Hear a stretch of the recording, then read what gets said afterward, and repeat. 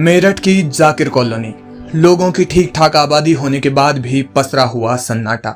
महिलाओं और बच्चों के चेहरे पर ऐसे भाव जैसे सब कुछ खत्म हो गया हो। उत्तर प्रदेश के मेरठ में शनिवार को एक भीषण हादसा हुआ।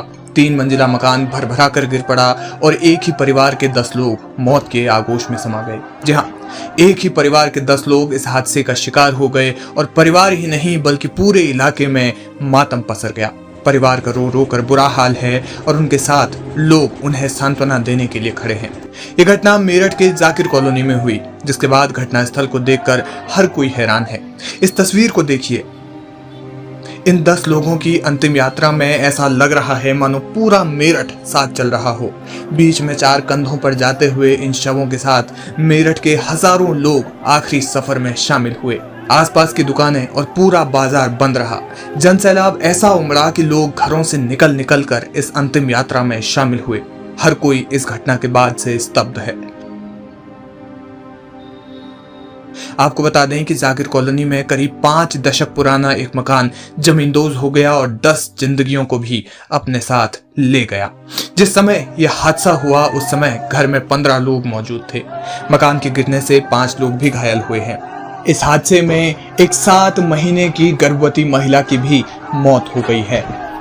हादसे में मरने वाले सबसे कम उम्र की बच्ची महज 6 महीने की थी। इस हादसे में 15 वर्ष या उससे कम के 5 बच्चों की मौत हुई थी, जिसमें 4 वर्ष की एक बच्ची और शामिल है। जब जनाजा उठा तो लोगों की आंखों से आंसुओं का समंदर बह गया। जरा सोचिए कि उस 7 वर्षीय रिया पर क्या गुजरी होगी, जिसके अब्बू समेत पूरा परिवार उसकी ही आंखों के सामने मकान के नीचे दब गया। 7 साल की वो बच्ची जिस समय अपने घर के बाहर खेल रही थी, उसी समय मकान भरभरा कर गिर पड़ा।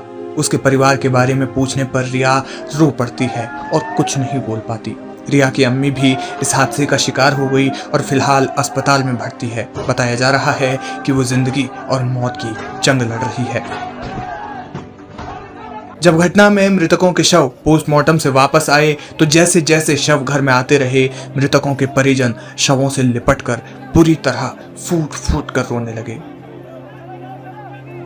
इसके बाद जब 10 लोगों का जनाजा उठा और जैसे जैसे जनाजा उठा, फिजाओं में मानो दर्द की वो चित्कार गूंज उठी जो शायद ही इससे पहले मेरठ ने कभी देखी हो और शायद ही मेरठ कभी देखना चाहे। शव कब्रिस्तान पहुंचे।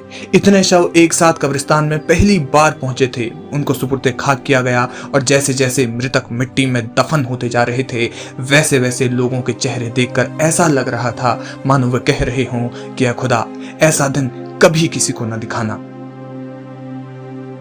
इस घटना के बाद जिलाधिकारी दीपक मीणा ने कहा कि सरकार ने प्रत्येक मृतक के परिजन को 4-4 लाख रुपए और मकान के क्षतिग्रस्त होने पर 1,20,000 रुपए की आर्थिक सहायता देने की घोषणा की है। बताया जा रहा है कि घटनास्थल पर